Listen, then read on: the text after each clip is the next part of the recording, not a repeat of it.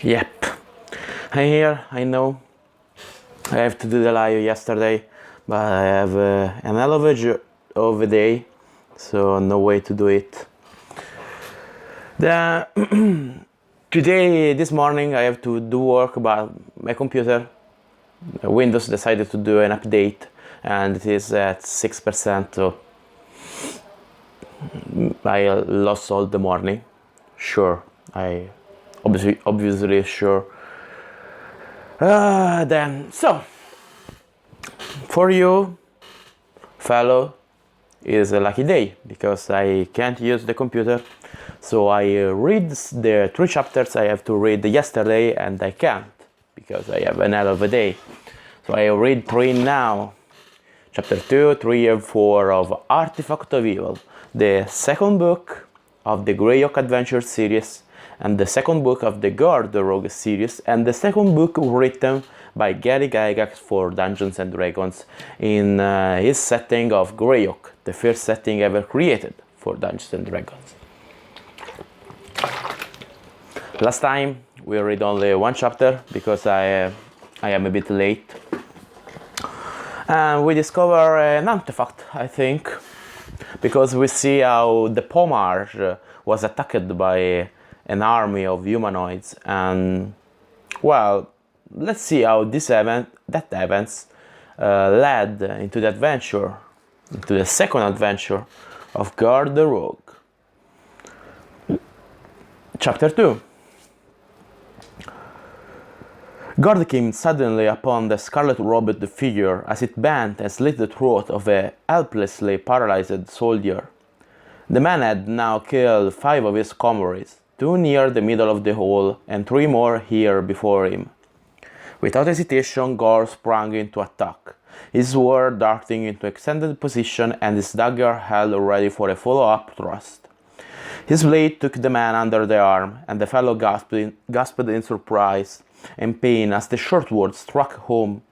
The young thief almost immediately brought his long dagger into play, hooking it viciously around so that it too struck deep into the murderer's unsuspecting back. The scarlet robes were suddenly washed with a stain of dark red as the priest of evil fell to the floor, his lifeblood mingling with the coagulating pools spilled by his victims. Gord paused only a moment to wipe his 2 weapons clean, noting as he did so that the enemy priest had not gotten away without first taking wounds from the man he had so callously killed. Several shallow gashes and protruding bolts showed that the crossbowmen had taken their toll before falling. Satisfied, the grim-faced young adventurer turned and saw the other enemies still within the massive keep. Their column had come into the place through the deserted warren of passages, cells, and chambers that lay beneath the stronghold.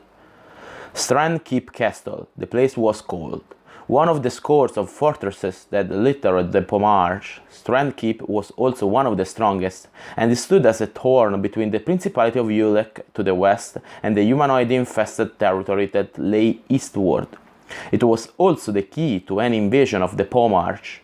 Dwarven miners had labored for weeks digging the tunnel that drove toward the castle, while the encircling army sought to destroy the place by more obvious means.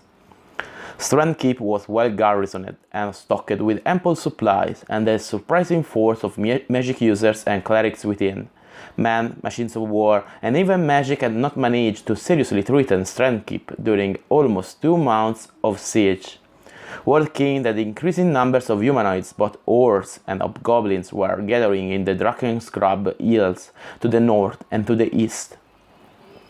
Relief must soon come, as the circling army could not withstand the attack of a horde of such creatures while maintaining its stranglehold on the fortress. At the same time this bad news became known, the chief of the sappers reported to he assembled commanders of the besieging army that his miners were in position to enter the dungeons of Strand Keep Castle. Intelligence had alerted them that these catacombs were used to house a large contingent of trolls, ogres, and the like, kept by the castle's master as a surprise weapon against attackers and recently stocked full because of the advancing enemy. The time since had certainly caused supplies of food for these creatures to run low, and cannibalism must begin soon if the trolls and gnolls weren't released against their human adversaries outside Strandkeep. To give the evil master of the castle a reason to do this, the great attack was staged. The escalade involved only about 1,000 actual troops, plus some powerful illusions worked by the Dewmere crafters of the attacking force, spellbinders skilled in this special art. A reaction came as expected. Dungeons were emptied of their evil spawn, and the dwarven miners set to work to finish their labors. Within an hour, their task was completed, and the force of men and dwarves poured down and through the long, low tunnel, spreading out under the works of the castle above, and proceeded to clear the subterranean complex of all resistance. A special contingent accompanied these soldiers, and Gord was a part of that smaller group. Stout dwarf and men-at-arms could face their ilk, human or humanoid, with relative equality. The champions of the castle, the clerics, fighters, magic users, and who knew what else, were a far different matter.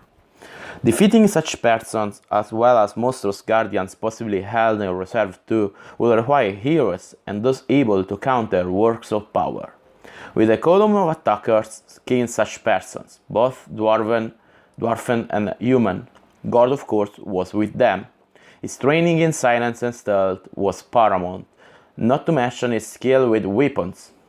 He led a small band of dwarves and men, black-clad and fast-moving. With them came a pair of spell workers too. While the lower area was cleared, this handful of warriors went above and secured the egress from the dungeons. Once this was accomplished, reinforcements followed, and these troops were soon issuing from below and securing the ground floor of the great castle's massive keep. Meanwhile, Gord and his associates, along with others of the special force, began seeking their skillful counterparts within the castle. Thus, Gord had come upon the wicked commander of the fortress, lost in his butchery, attacked and slain him. Now he sought more such enemies, but did so with caution, however, for he knew that the spell or sword could lay him low despite his own ability. Fighting had progressed to the upper floors. A great melee still raged on the lower story, where the garrison fought to prevent the attackers from exiting the keep. Gord knew that the ring of besiegers had by now closed upon the entire circumference of Strandkeep Castle, forcing the defenders to make a choice.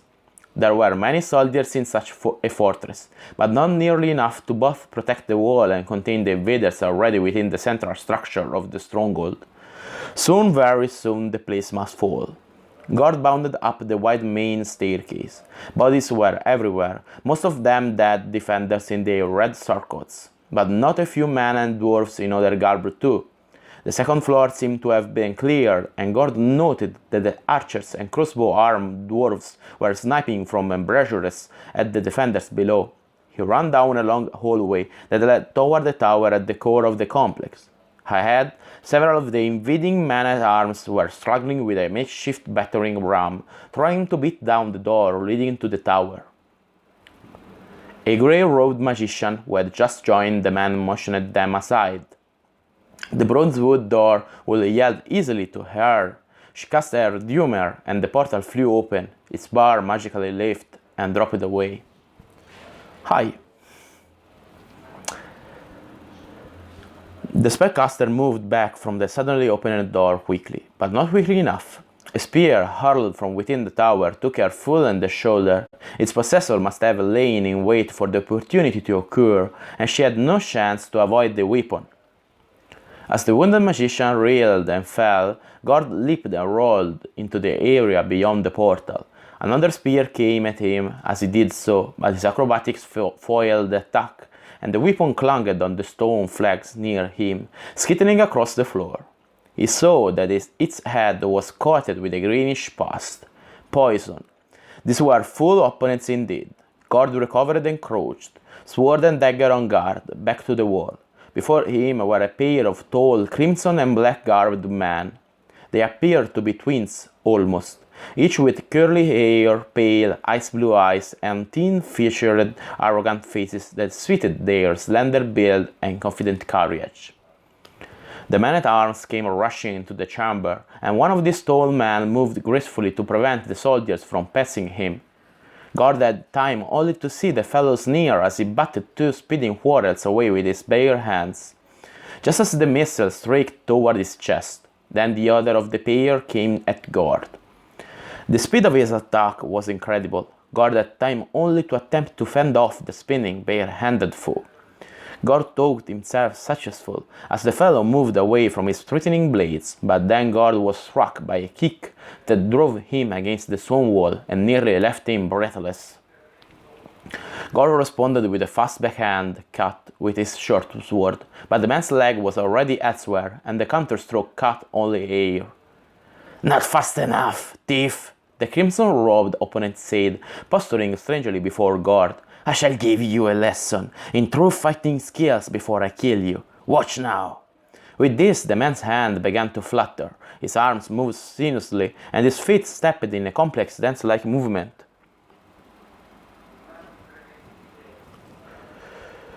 Gord, fortunately for him, was too battle-wise to be fooled by such motions. He watched his opponent's eyes when he hurled.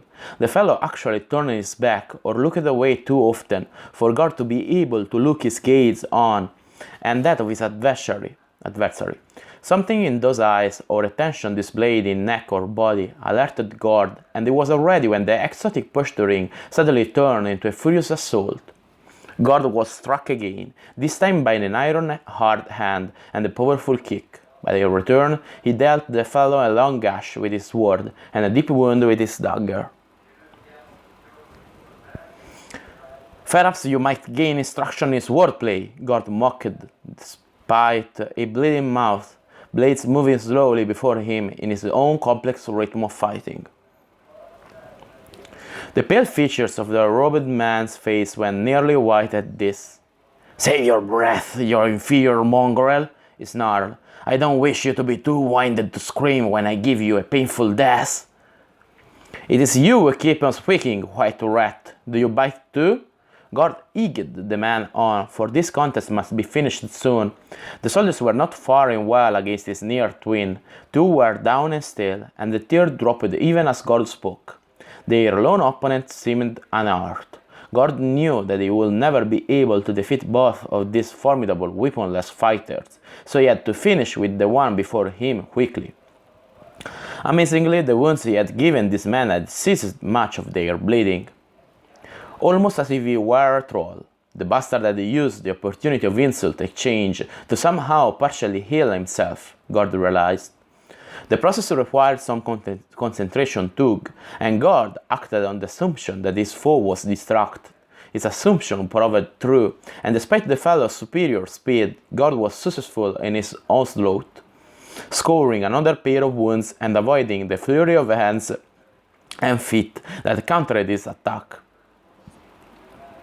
A lightning-like series of exchanges followed, with slight pause between series, where Gord taunted and jibed, and his adversary made strange noises and grimaces. Both men were hurt, Gord battered and bruised, and the blond, weaponless opponent slashed and stabbed. Who was getting the better of it, Gord could not guess, for he had never faced such an opponent before. The fighting between men-at-arms and the pale, lean twin to Gord's foeman had devolved to a contest between two surviving soldiers and their now cautious opponent. Out of the corner of his eyes, Gord saw that his unarmed fighter was also showing signs of having been hurt. Evidently, the two survivors of the group were more skilled than their comrades had been. They tried to work to either flank of the tall red-clad enemy as he moved and struck, keeping them at bay. Gord must have seemed not to have been alert as he quickly appraised what was happening to his fellows, for the blue-eyed foeman launched an incautious rush that not only missed its mark, but enabled Gord to deliver a vicious set of counterattacks. Two of the woes were mere scratches, but the other pair were serious strokes that caused much harm. Seconds later, the fighter struck Gord a buffet that nearly knocked him unconscious, but missed with his follow-up attack, and again took painful wounds in return. After another such exchange, the man sought to escape the contest, for he must have sensed that he could now hand but one way, but as he flipped backward and began his dash for safety, Gord launched his long dagger squarely at his back. True to his aim, the sharp point and steely shank bit deep. The legs still sought to carry the enemy body forward, even as the trunk collapsed and went sprawling to the floor. Without bothering to find out if the man was actually dead or simply wounded and stunned, Gord wheeled to his right. Only one hard-pressed soldier still faced the other red-clothed member of the castle's evil garrison. Both were caught up in their own life and death struggle, enabling Gord to get a short sword thrust home before the foe realized that he was again beset by more than one adversary. The sting of the wound Gord inflicted seemed to cause the man to leap sideways. Actually, this was a tactic to get himself clear of the area from which the attack came and give himself some time to assess the new situation. The soldier, however, was ready for the ploy, and his short-hafted axe flew from his hand to strike the fellow even as he took the new position. Caught unawares, the enemy warrior was unable to dodge or deflect the tumbling axe, and its blade caught him on his arm. As the man sought to pull free the buried bit, Gord somersaulted into him and bowled the man over, then began repeatedly pummeling with the hilt of his sword and stabbing with the short-bladed knife he had drawn from his boot. "Leave off, mate, the bugger's dead," the panting man-at-arms said softly. Gord ceased his flurry, realizing that the soldier was right. "What about the other one?" the fighter asked. "He get away?" A glance showed Gord that the body of his fierce foe was no longer where it had fallen, but a bloody trail showed where the man had gone. The dagger was nowhere in sight. Gord's prized poniard was gone too. "After the dog, man," ordered Gord. "We must find him before he hides away in some nook or cranny of this warren and escapes." "Yes, sir," the soldier snapped in reply without thinking. This man in black leather was obviously a leader, and the sergeant obeyed him without question.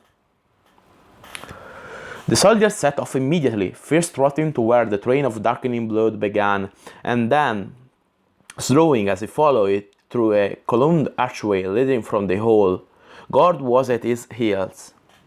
The telltale stains led to an arras. The hanging curtain of embroidered wool hid a narrow passage beyond.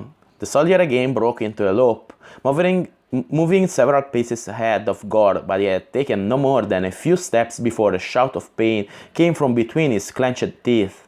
He raised his left foot, grabbing for the injured member, but as he did so, he groaned and crashed to the stone-flagged floor, dead. Gord halted instantly, assessing what had happened. By careful scrutiny, he discerned small objects littering the dim passageway floor, poison caltrops. The wounded man must have strewn them behind, knowing that the pursuers would be unlikely to see them until too late. Gord leaped over the area where the small, sharp-pronged things were scattered. He bounded up a narrow spiral stairways, moving fast but keeping track of the splashes of red. The trail did not continue up past the small landing. Without hesitation, Gord began a careful examination of the wall to his right. There were traces of blood near it, and he assumed that a hidden door was to be found here.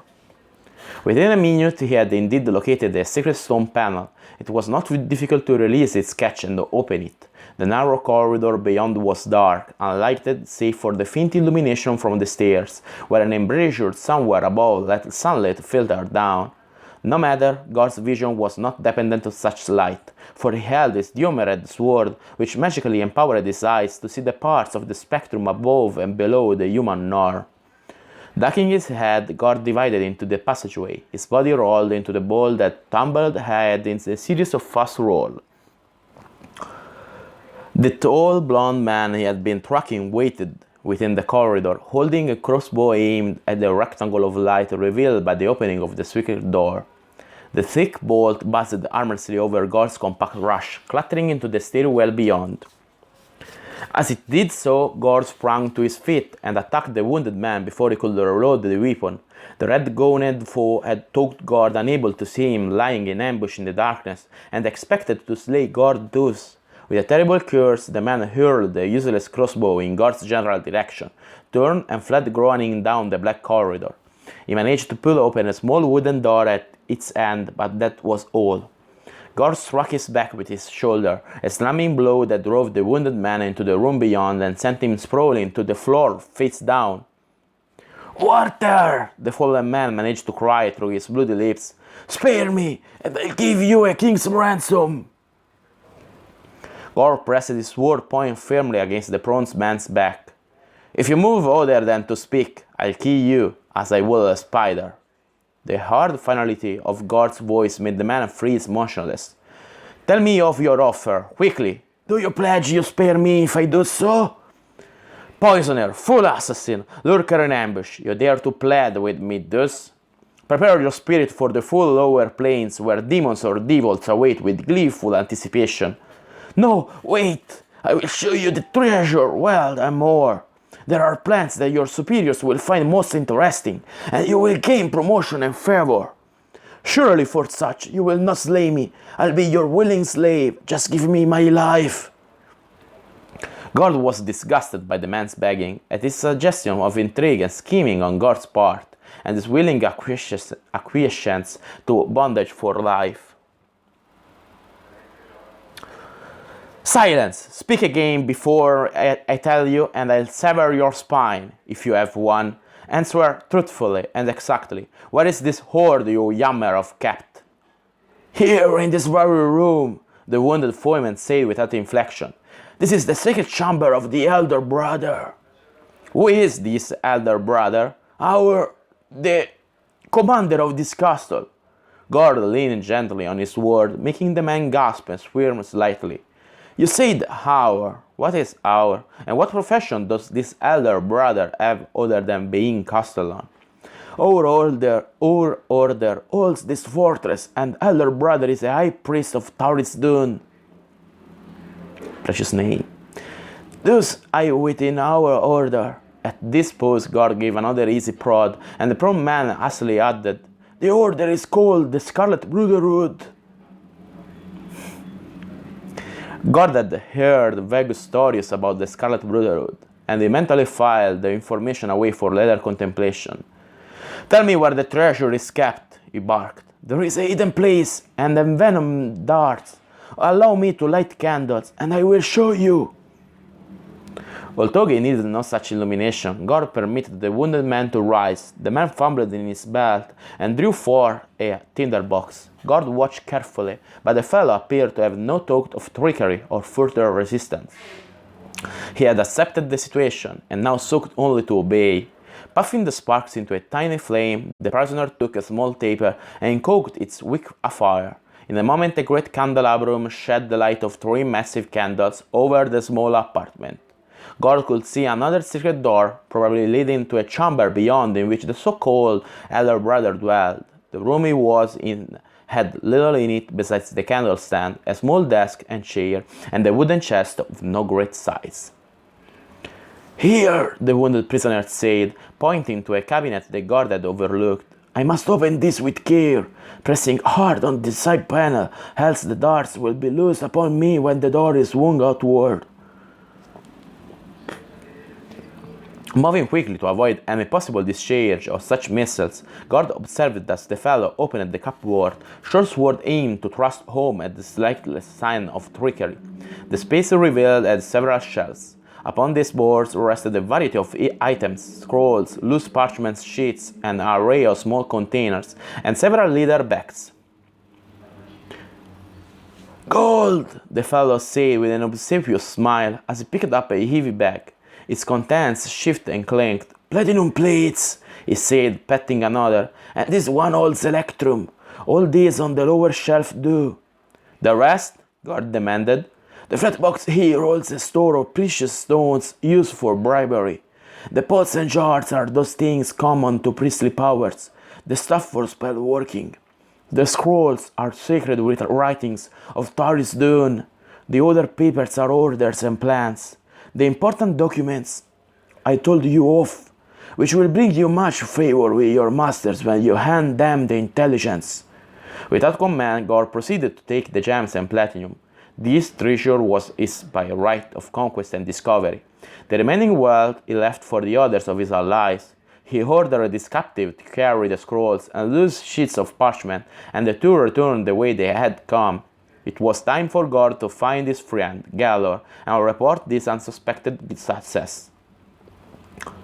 End of chapter 2.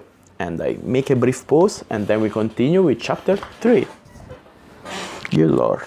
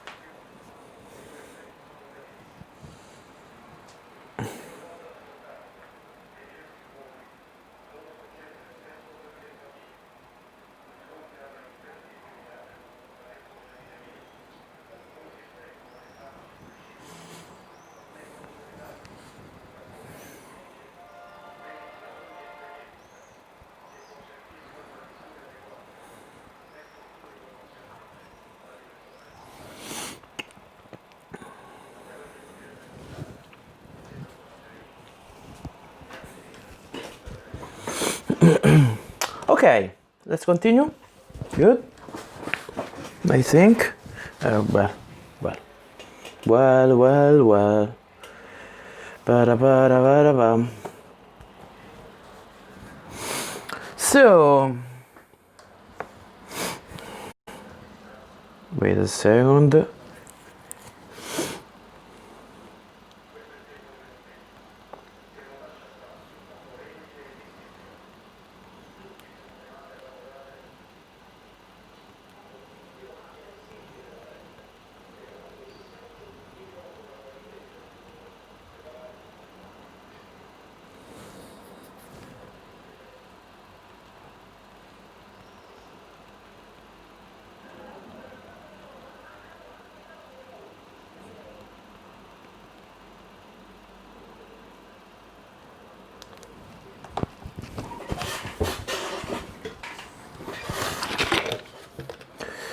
Well, the next chapter is more longer than the whoa, 17 pages. Whoa, damn. The novel is shorter than the first one, but the chapters are longer, so I don't understand how. Anyway, let's begin chapter 3. The last of the prisoners were being marched from Strandcreep as files of dwarves and men wearing the colors of the Prince of Ulek entered the castle to garrison the captured stronghold.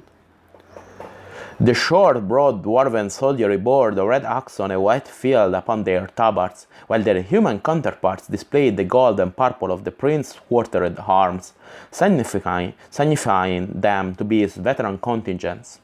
Not all will remain here, of course, for with the fortress in his hands, Prince Honest and Coron will certainly advance upon Stonehenge to take the city and gain access to the rich mines to the north of it.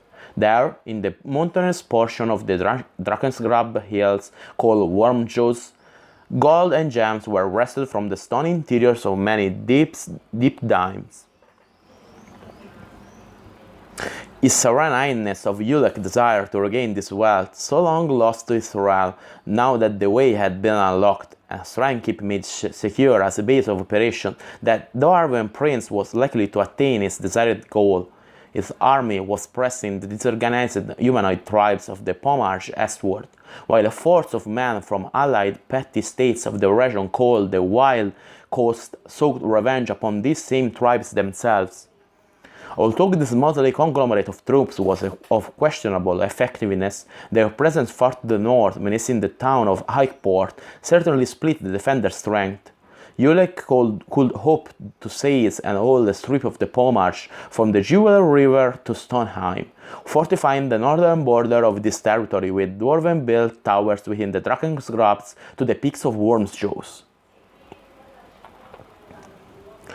Some of the mercenary companies that had assisted in the taking of the Great Castle were now being paid off.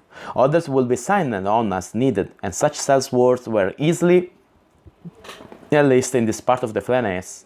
No major battle would be fought for many weeks, for the fall of Strengkeep dealt the rulers of the Pomarch a severe blow. They will fall back, regroup, and plan some strategy to recoup. Among the bodies of mercenaries that were fending outward from the castle, heading west and north, was a company of riders who bore no special insignia. This group of 100 or so struck due north, heading into the heart of the Drakensgrab hills, evidently fearing nothing that might molest them in that wilderness. At the head of the assemblage rode Gord, the druid known as Curly Greenleaf, and a grizzled man called Gellord. And Shirt? What's Shirt doing? I missed one barbarian. I don't really know. Anyway. When we reach the source, the burly druid was saying, referring to a great band of forests to the north, I will carry intelligence to all those who must know. Excellent, my friend, the one-eyed Gellord said approvingly. Gord and I will take the company on to Bedwall, avoiding any contact with the host of petty nobles gathered under Elred's banner to war on Highport. Some of our comrades will undoubtedly wish to sell their lances to Elred, but we will have some force awaiting in Bedwall town when you return. I still say we should take our chinkers. Gord interjected with a shaking of his fat beard for emphasis, and leave the rest of this dangerous business to others. After all, we have risked our lives aplenty during the last months, and we should be allowed to enjoy the spoils of victory until the money runs out. Time enough for adventure then. Gellord shook his head in mock dismay, while the druid made disapproving clucks on the other end. Gord, will I ever be able to rehabilitate you? Leave your past thievery behind and think as a dedicated agent of those who fight evil. We must put duty before our personal safety, let alone pleasure, always. Despite the jesting tone, Gord knew that Gellord meant what he said. The grizzled one-eyed bard was indeed a devoted agent serving those who sought to prevent the spread of malign powers throughout the wall of Oert. He had met the one-eyed man then posing as a mere thief long ago in the Bandit Kingdoms, adventured and fought by his side in the far-off lands to the east, and probably owed his life to him. Leave off, Gellord, you one-eyed conscience, Gord retorted. I protest this entire quest, but I am resigned to it. Else your nagging will drive me as insane as a rune of madness. Greenleaf and Gellord looked, slapped him on the back in comradely approval, and then fell on to their discussion again. This allowed Gord time to reflect on what had led him to the current pass. Orphan, beggar, and thief, he had been in his childhood, an urchin in the slums of Greyhawk's old city, then a prisoner indentured to the beggar master Theobald. Seeking his fortune in the wide world beyond the city had brought him experience and skill that enabled him not only to survive but to prosper. Accomplished as a fighter with sword and dagger since his early training in Greyhawk, Gord had used his weapons all too often in the course of his wanderings adventures, but he didn't really regret this. Coupled with his skill and the art of acrobatics, thievery had brought him many fortune, which he lost with much the same ease. Gord had loved and lost, that was life. His friends Gellord, Curly Greenleaf, and the hulking barbarian Chart were true friends and boon companions. Gellord had rescued him from jeopardy when Gord had been imprisoned by his lover's angry father, Count Blimu, Then, along with Curly Greenleaf and Shirt, they had survived encounters with predatory monsters and pitched battles too. He and Shirt had eventually came to Gord's home, Greyhawk City, years after Gord had left the place for the first time as a mere stripling. A great fortune in precious gems, part of a prize they had wrested from a frightful demon, was soon converted into coins of the realm, silver nobles, electrum luckies, gold orbs, and platinum plates. Then, for nearly 6 months, the two young men had lived high. Shirt quickly learned to enjoy the fine life that an unlimited supply of money bought in the city. He wore fine clothes, drank the best of potables, and dined sumptuously. Gord had experienced a brief taste of such living when, as a young enterprising thief, he would masquerade as a noble wrestler or the son of a rich merchant. Now he and Shirt rented their own villa in Greyhawk's garden quarter, gave parties, and were entertained by courtesans. Now? No, that was wrong. Next.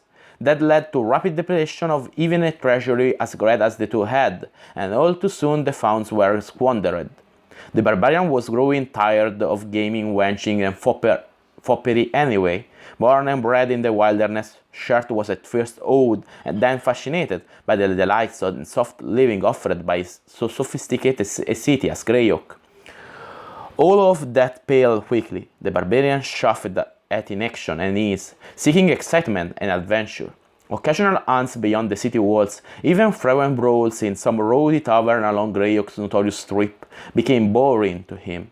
Shirt had readily agreed to accompany Gord when the young thief had suggested that they augment their dwindling reserves by relieving the rich of excess wealth. There was no question that the barbarian was quick and claimed like a cat, but in the urban surroundings his natural skills were otherwise useless, and he stood out far too much.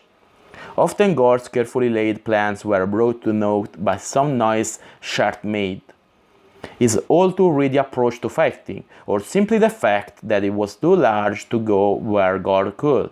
This led to mutual frustration and quarreling. They gave up their expensive villa and took lodging in a small inn located in the foreign quarter. Shortly thereafter, Shirt announced his intention of joining a caravan bound for Divers, stating that as one of its mercenary guards he would be able to escape suffocation in the crowded city and perhaps have a bit of adventure too.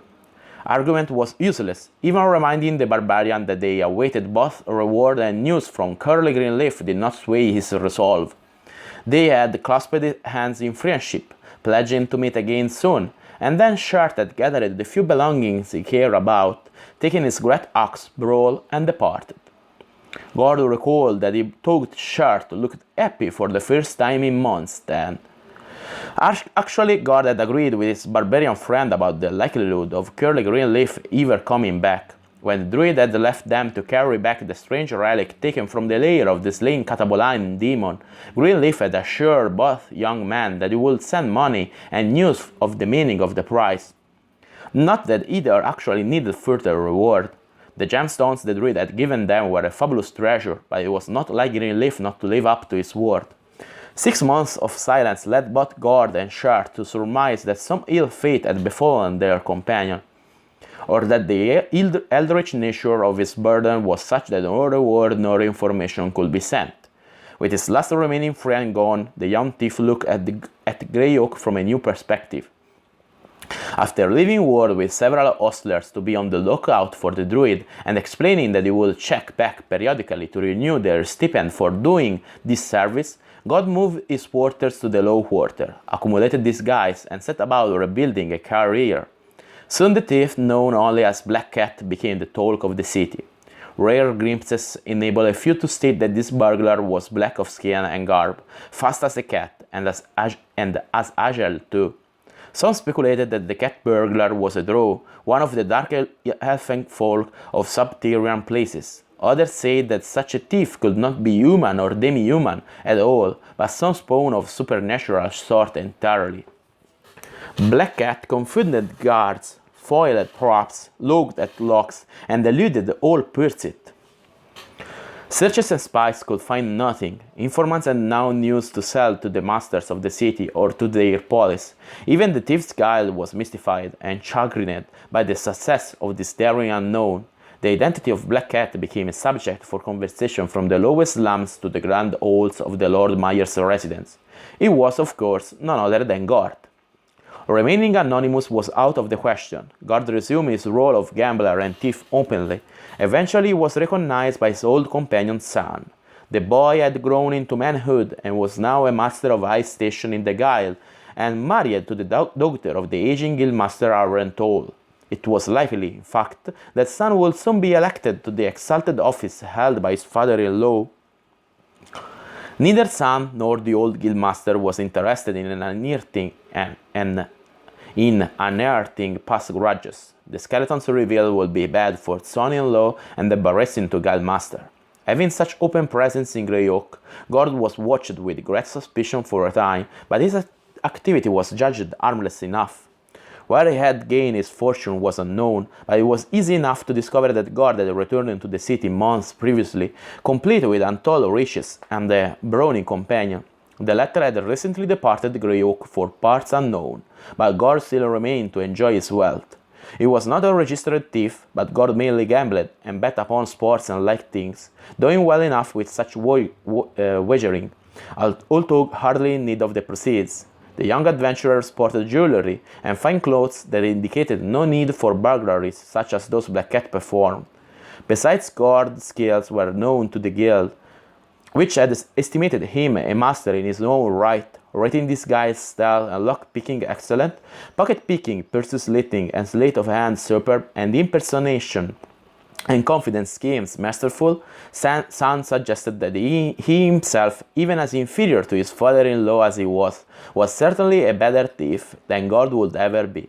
So the members of the Guild looked elsewhere in their efforts to discover and end the career of the cat burglar who was near to destroying their repute in Greyhawk. Actually, Gord had little to show for his daring exploit at crime. While risking life and limbs in feats of balance and gymnastic prowess needed to accomplish his midnight burglaries, Gord gained hardly enough to maintain his high living style. Victims always claimed their loss from his work to be far more than the young thief actually took from strongbox or secret cachet. True, he had a small store of jewelry he dared not fancy, a few great pieces carefully kept in the old wooden box that was the only possession he had from his childhood. Otherwise, though, the gold spent in a night carouse was nearly always a tithe of Gord's total fortune. He debated changing his habits, even thought seriously of going westward after Shard and seeking adventure in other places, but for whatever reason, he stayed and lived his dual existence without alteration. It was, all in all, as exciting and dangerous as could be hoped for. The glamour had faded. The pleasures gained were tarnishing, but there was something keeping him going that God could not himself understand. Perhaps dissatisfaction was engendering a death wish. Gord nearly ceased his periodic inquiries as to Curly Greenleaf's possible presence in the city. One day, months later, and on a whim brought on by boredom, he casually entered the Green Dragon Inn. It was a place frequented by foreigners, mercenaries, thug adventurers, and others of less savory aspect. Even as he sought the proprietor to ask if he had news of a druid, he saw the rotund fellow in person. Greenleaf was unmistakable in nearly any crowd, a pudgy, bald-headed, half-elf, with slightly pointed ears, showing his heritage, and clad in druidical garments. The druid did not immediately recognize Gord, however, for his former associate had changed. Dressed in elegant fashion, hair worn in the length currently vogue in the city, and not presently beardless, the young man he saw enter could have been any of hundreds of rakes and other gentry common to Greyhawk. It took only a moment for Gord to realize this fact, and it took a good joke to be in order. Floppy hat pulled low and set at a roguish angle, gates swaggering, he came to the druid's table and purposely bumped it so as to spilled the flagon of dark ale set before its occupant. Greenleaf uttered a most unclerical sounding oath and leaped to his feet, ready to teach the perpetrator of such an offense some manners. The bald man glared angrily at the smirking foe before him for a few seconds before he finally saw it was none other than his young friend, Gord, playing tricks. After much exchange of greetings and appropriate toasts, the pair staggered joyfully back to Gord's apartment above a small shop in a better neighborhood of the Low Quarter. Eventually, they sobered sufficiently to find supper in a nearby public eating house, returned to Gord's quarter once again, and exchange tales of what had happened since their last meeting. Despite Gord's protest, Curley insisted that Gord recount his tale first. Curley was sorry to learn of the barbarian warrior's departure. He clucked reprovingly at Gord's exploit as Black Cat.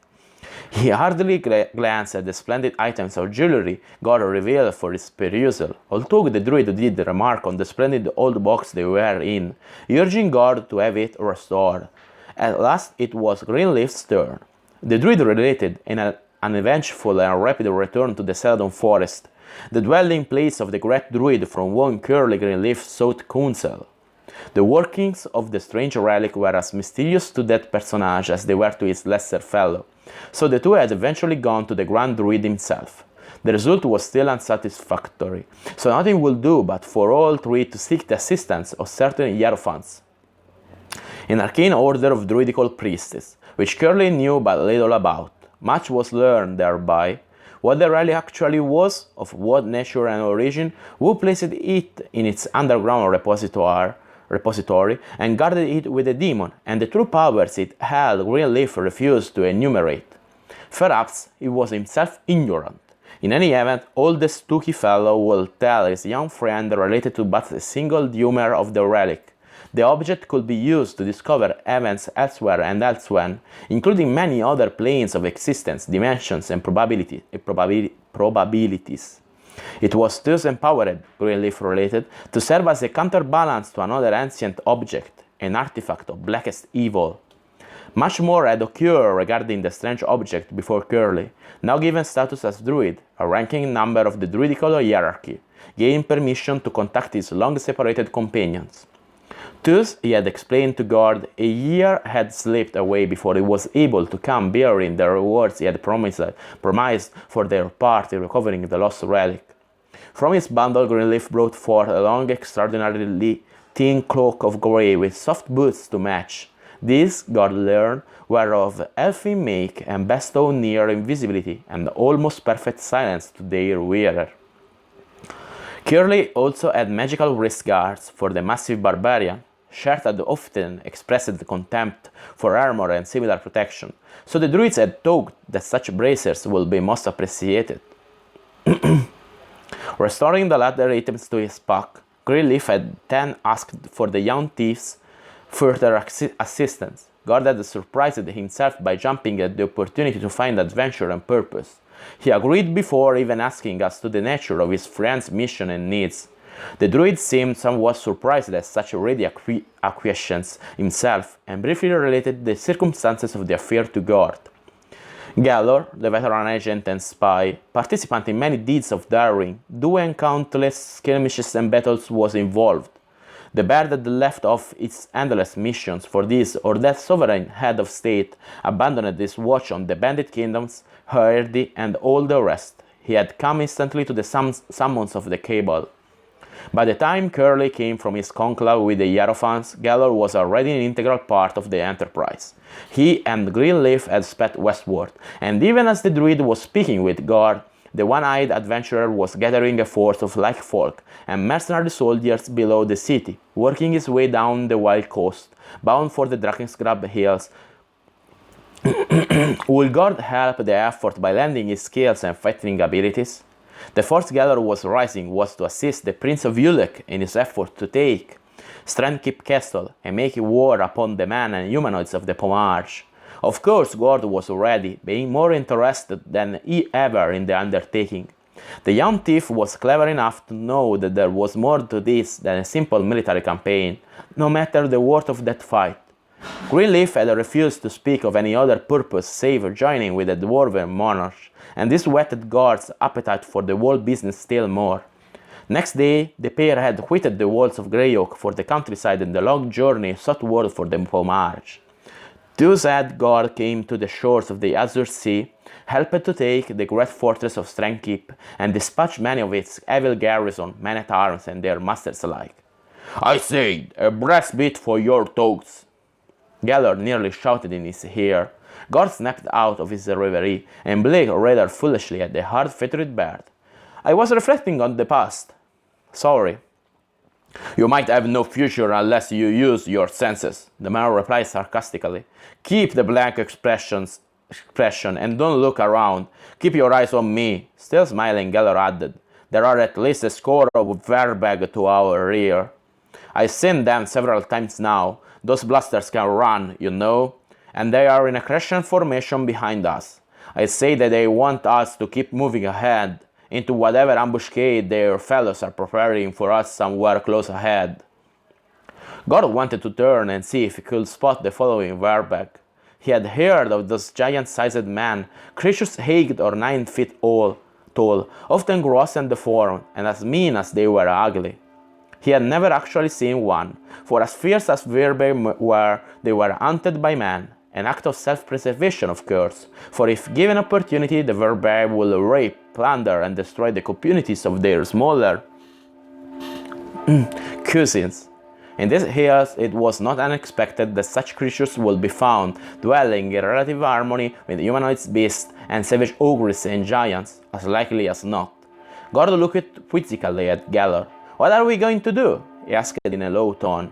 Curley, tell that horse of yours to pull up as if he were lame," the one-eyed bird told his other companion. "Be quick." Soon Greenleaf was bending forward in his high-backed saddle. He patted the steed's neck, but no distant onlooker would have noticed anything else. Suddenly, the big stallion began moving in an odd gait, limping and favoring his right foreleg, as if some stone had bruised its iron-shod hoof. How's that?" the druid asked Gellord. In reply, the one-eyed adventurer raised his hand, turned his saddle, and called the column of men to a halt. "Rest!" he called. "Greenleaf's mount is lame. I'll explain what we'll do." As he shouted all this, he turned his own cursor slowly, riding back to the various and sundry lieutenants and minor spell workers who rode near the head of the column. After a brief conversation there, this man rode back along the column of lancers and mounted sergeants with crossbow, all the way to the handful of officers and tough adventurers who guarded the company's rear.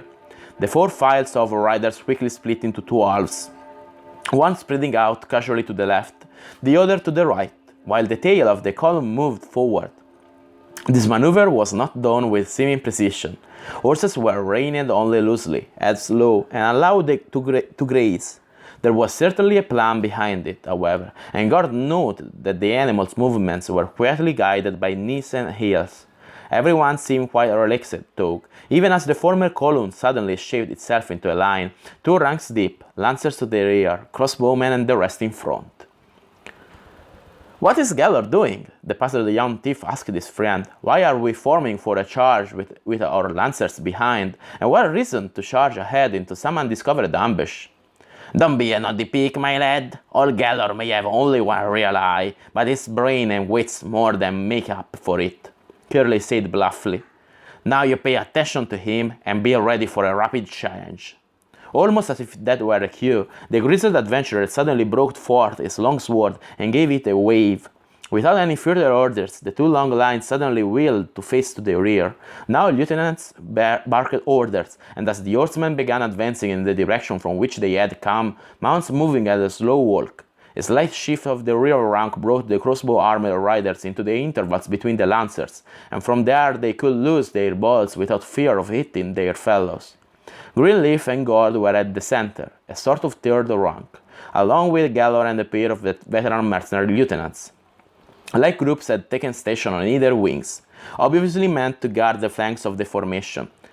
"Charge!" cried Gellord in a stentorian voice that could have been heard a quarter-mile distant. The walking horses began to trot, then quickened their gait to a canter. The ground was too uneven for a full gallop, and even a change such as this was not likely to prove as devastating as one normally would. Nonetheless, Gord was glad he was not standing before the thundering lancers and sergeants of the company as they moved thus. Without warning, a huge man sprang up from behind bushes and under cover that Gord would never have supposed would hide such tall savages. The Verberg were clad in an odd assortment of armor. Some had fur hides and pelts, others scraps of armor attached to hide coats. Barneys taken from who knew where were crudely converted into jacks to protect the upper bodies of these lean giants. Some bore shields of human make, others crude ones, obviously fashioned by their own hands. Each bore an equally motley assortment of weapons. Most carried crude clubs and rogue spears. A few had light weapons of somewhat superior craftsmanship. Here and there were pole arms and great swords recognizable as having once belonging to man. Bardish and massive two-handed mace were held with one-handed nonchalance by these behemoths. Into this suddenly revealed force the horsemen charged without hesitation. A flurry of balls was sent speeding toward the Verberg savages, just as the lancers in the front rank lowered their flame-pennoned weapons. The light crossbows carried by the men of the second line were quickly slung on pommels, so that the sergeants could ply other arms in the coming melee, sword, axe, or whatever weapon the soldier chose. Then the charging horsemen struck their enemies with a crash of steel on steel.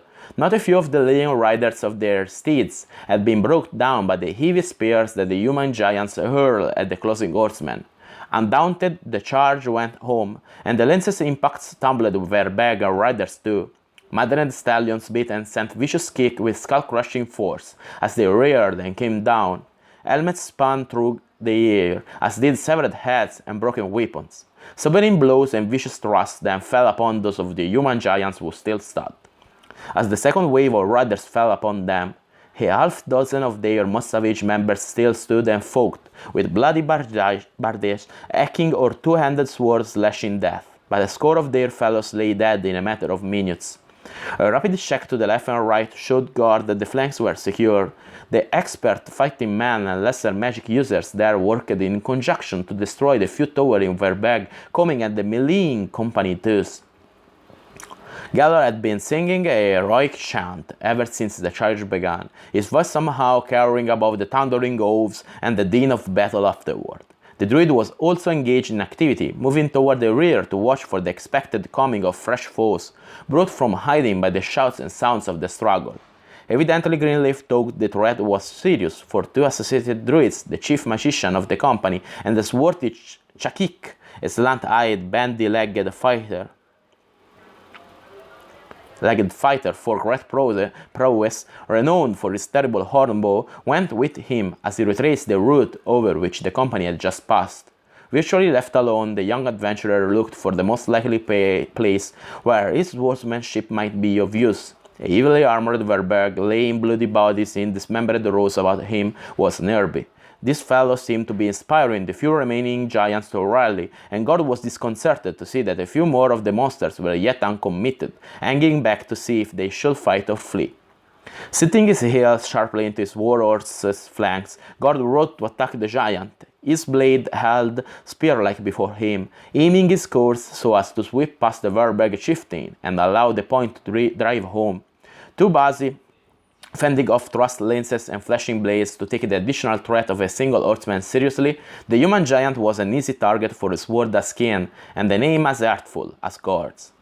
The impact of delivering the blow spun the young thief sideways, and he almost fell from his seat atop the courser. Only the high cantle of the saddle saved him. The Verberg was reeling, Gord's sword embedded in his side, but still somehow managing to fight the man before him. Without thinking, Gord vaulted from his steed's back, ran toward the giant, and sprang through the air, leaping high and driving his long and shattered dagger through the steel plate that protected the chieftain's huge back.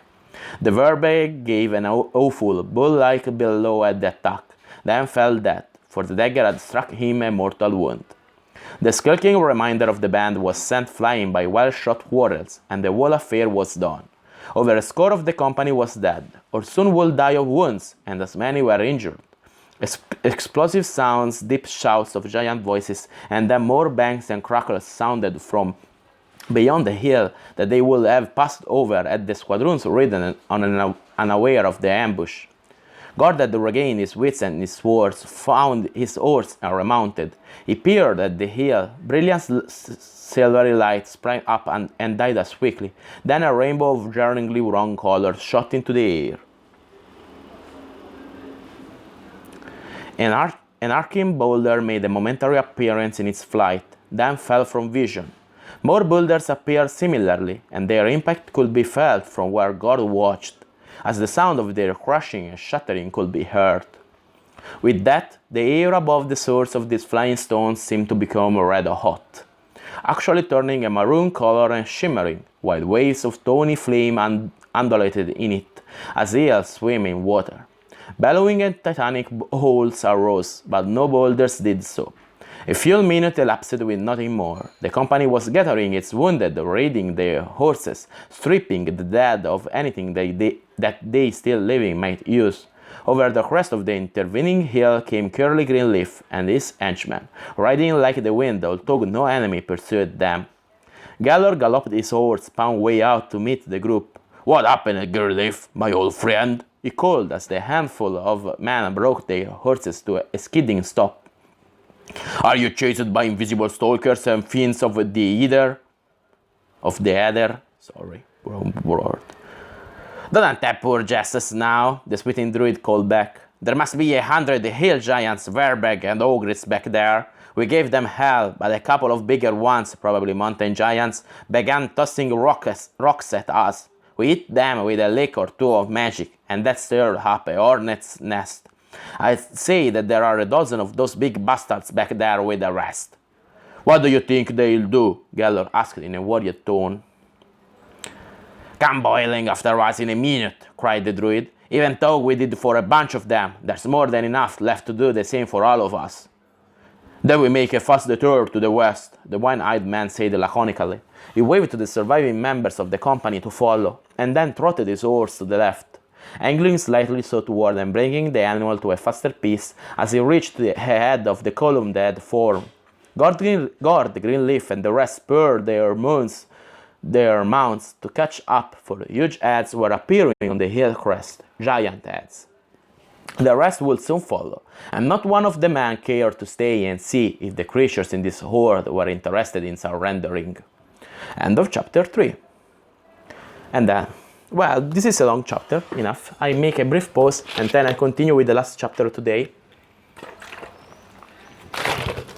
A very brief pause because I'm short in timing.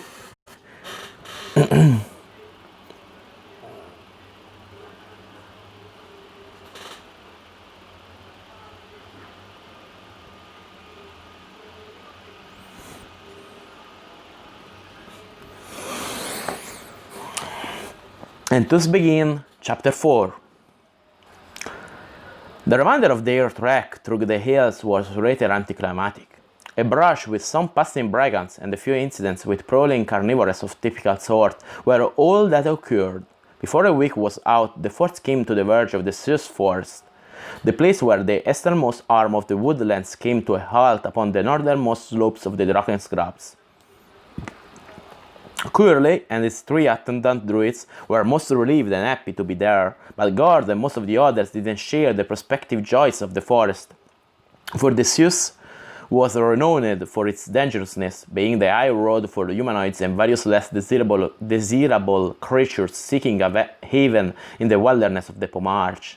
When such traffic existed, predators found it to be a steady food source and settled down to inhabit the region.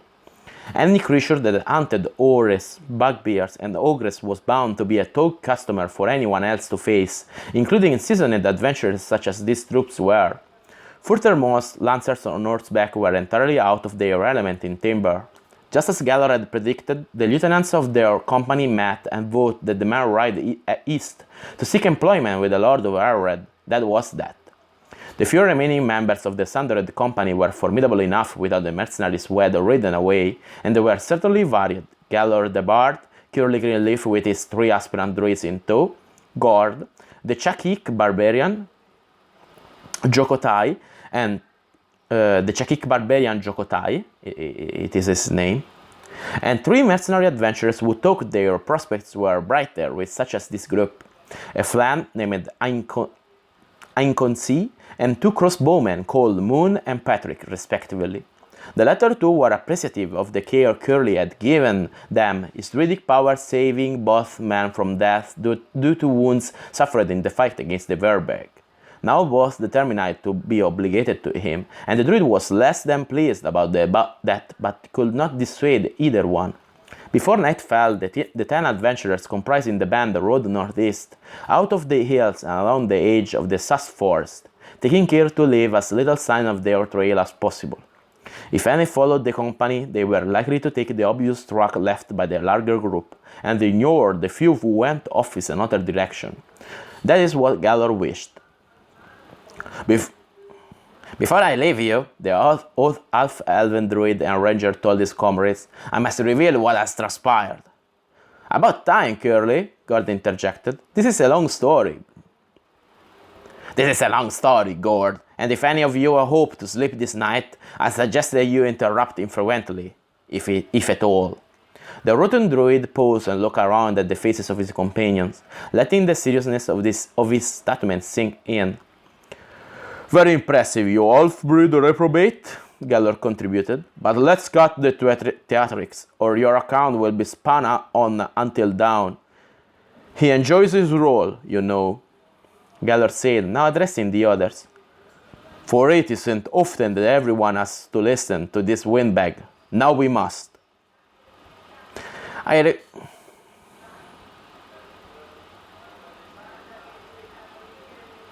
refuse to rise to your baiting. The views of a one-eyed old scoundrel are necessarily limited in their perspective. Smiling gently at his own wit, Curly Greenleaf launched into his exposition without further delay. The result of my efforts, that is the combined work of God here, our amazing associate, Shard, a steely-eyed and thick-hued barbarian, and me, of course, released a powerful relic into the proper hands. That is to say, the object was somehow brought from its obscurity and inaccessibility by forces beyond our understanding at the time of its need. The supernatural influence seemingly utilizing W3 and now the druidical circles and the Hierophants too to further their ends. As to the nature of these unknown powers, I cannot speak, for I know aught of them and only suppose their actuality. Of the relic, however, I can speak with considerable enlightenment, understanding given to me by others, including our companion, Gellord. The object of power enabled concerned parties to uncover a great plot. The relic is the counterbalance to an artifact of the most malign forces ever known to this world. These forces of evil are epitomized, if not actually controlled, by the lost god, Taurus Dun, he who is robed in ebon slumber. Should that one awaken, all being of malign power, all bad things, every evil creature must bend their necks to him. Listen carefully to my saying. The dukes of hell, the princes of the abyss, and all those baneful rulers of the plains between devil and demon must and will be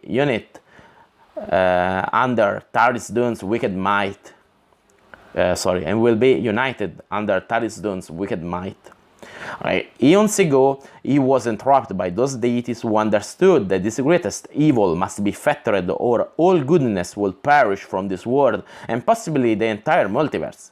Acting in concert, these entities managed to enmesh Taurus Dun in a manner that turned his own evil upon him, slowly spinning a cocoon of power that, being of his own making, wrapped and entrapped him in a way he could not avoid. But because it was a web spun from his own malign deeds, and drawing upon his very forces, the terrible one of utter darkness will not willingly finish the work. Too late to untangle the bindings, he could still exist and wield a limited wickedness bound as he was. Thereupon those who had conjoined to create this subtle snare had then to complete their task. They did so, but Taurus Dun understood too, and used his still mighty force to resist. Those who struggled against him had hoped that Taurus Dun himself would complete the web, thus bringing about his own annihilation. A forlorn hope indeed, considering the greatness of Taurus Dun's wicked and malign powers. No binding they could make could destroy him, but they enwrapped him in blackest realms, in a slumber so total that only faint echoes of Tarisdun's vileness could exude from him. Still, these faint dreams of his empower much of the evil that permeates the lower planes. Being also of other making, the mesh that enwraps him of utter darkness is imperfect. Of necessity it contains an opening, a means of unraveling the weaving, losing the bonds. Tarisdun's lives but is not dead. The key to unlock, cut, break, and open the prison is here, hidden in various places, on our own earth. Greyleaf's audience stared uneasily at this, but the druid spoke on. It is an artifact of evil, an object of power whose parts are threefold. One brings the powers of lawful evil into play, the second yokes neutral evil, and the last bonds chaotic evil, and forms the whole. Once joined, these separate portions become the true artifact, and it has force far greater than its disjointed parts. Such is the rule of the multiverse. Every puzzle must have its parts, every riddle an answer, every lock a key.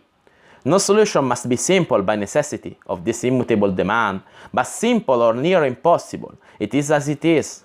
Thus the key to the reawakening of Tarisdun is complex, scattered, and hidden. The concealment had been such that those who accomplished it had envisioned but little prospect of it or ever being comprehended. The object found and assembled, being wise beyond our ken, though they made provision should they unlikely occur. That provision we unearthed in due course, and its conundrum was revealed. The relic now resting with the Cabal may be known only at such time as the first of the three fragments of the malign artifact comes into evil hands. No matter if good or evil wards the relic, whether or not law or chaos guards it, no use is possible unless its counterpart is active. Thus the bandits who saw the relic could speak only of seeing a treasure and nothing else. That we now possess and operate it bodes ill for the world. It goes without saying that all forces are involved.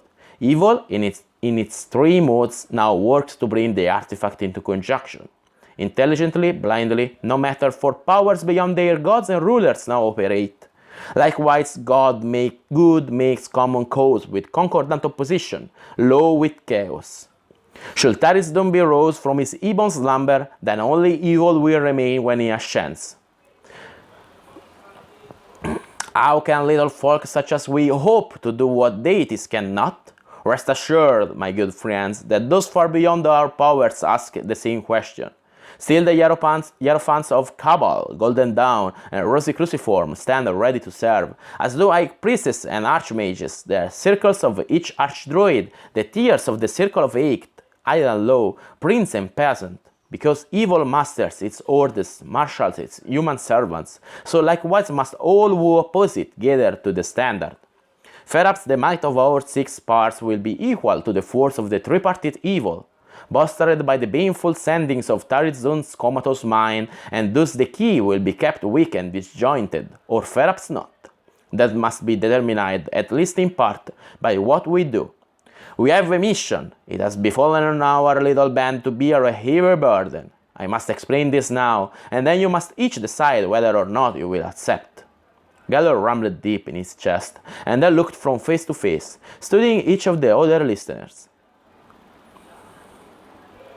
I already know what our good druid is about to say, and I have made my choice. I am committed, just as Curley, Greyleaf said, irrevocably bound to carry this task through until the end. I warn you all to consider the import of this. Make no pledge you will not keep unto death. Each of the men nodded in turn as the one-eyed bard met their two eyes with his lone orb. The druid then resumed. The prisoner guard took was a monk, a monastic practitioner of martial arts involving body weaponry principally, rather than the arms we commonly employ. This was not just any such person, I tell you. Not only was this man a master called Northwind, but he was high in the councils of the Scarlet Brotherhood. Being one wed to evil and lawfully oriented, this fellow quickly turned his coat in order to have his miserable life spared. It is no secret that the Brotherhood of the Scarlet Sign is evil and serves evil. However, we did not understand until now just how devoted it is. The order itself mimics the basis of ultimate wickedness. Consider how the lowest and largest portion of the Brotherhood consists of chaotic-minded thieves. Above them are the assassins, indifferent to all save evil, and above all are the monks. These leaders are precise and orderly, organizing and planning, controlling the spread of malign power. What Master Northwind revealed, he did not realize. We, aware of events beyond his perspective, did. On the surface, the cause of the Brotherhood is to elevate the Sulois race to its so-called rightful position as masters of all humankind. Now, red-clad soldiers march from Spine Ridge below the vast swamp westward, some 700 miles to the waters of Densac Gulf. Ships of the Brotherhood bring their tyranny to the Allman Islands, the shores of Epomonaland and the Pomarch. Ostensibly, this was to place pale-eyed Sulois overlords to rule lesser humans, but the true purpose of their movements is now revealed. The Scarlet Sign serves Starstone above all other of their evil deities.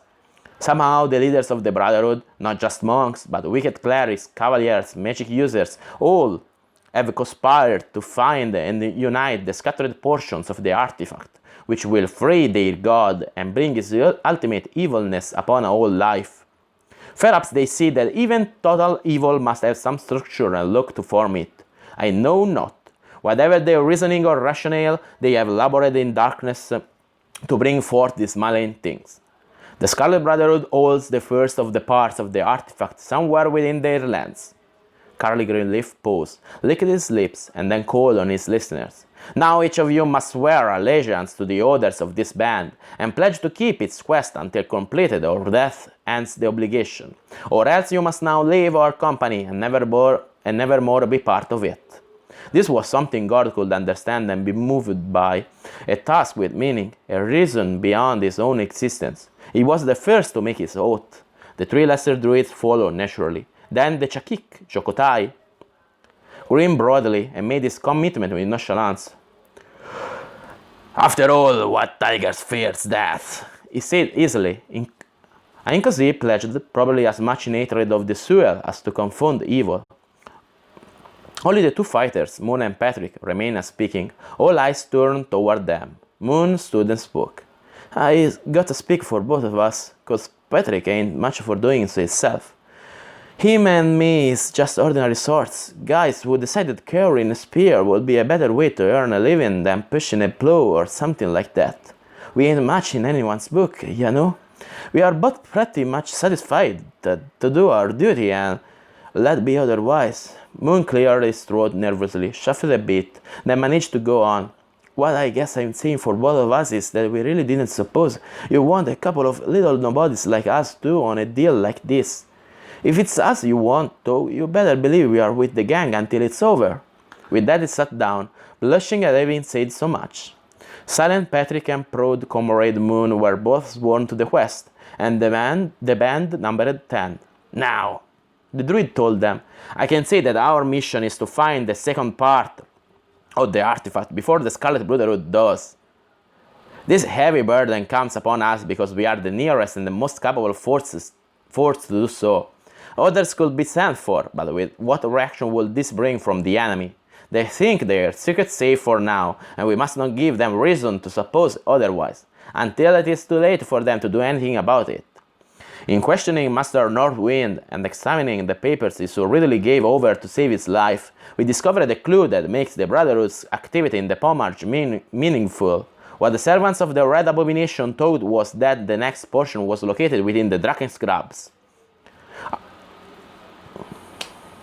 buried deep under Worm's jaws, but actually it is probably hidden within the confines of the Zeus. Perhaps now the Brotherhood has learned what we know. Their Castellan, the clerical elder brother of the Order, had just discovered that his superiors had been wrong. He kept this information from all others, desiring to bring it himself to the oldest, as they called their supreme leader, to gain personal benefit. The assault of Prince Yolek's army wrenched his machinations severely. At the last he managed just barely to send a messenger to the Brotherhood. That one will probably arrive in Croterlap soon, not knowing the true import of his message. The captive monk did not. But the leaders of the Scarlet Brotherhood will certainly understand, and they will hasten to make amends for their past error by sending agents to steal the second portion quickly.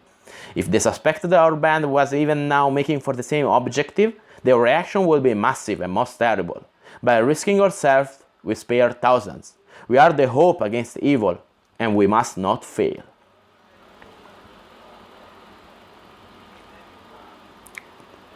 End of chapter 4. And for today is all. Now I go to have lunch because it's pretty late. My PC still updating Windows, 26%. Today I'm not working, I think. Well, anyway, for today is all. We continue the book tomorrow, Wednesday. I really hate Wednesday as a word. But anyway, have a good day, have a good lunch, have a good afternoon, have a good everything. Till the next time. See ya!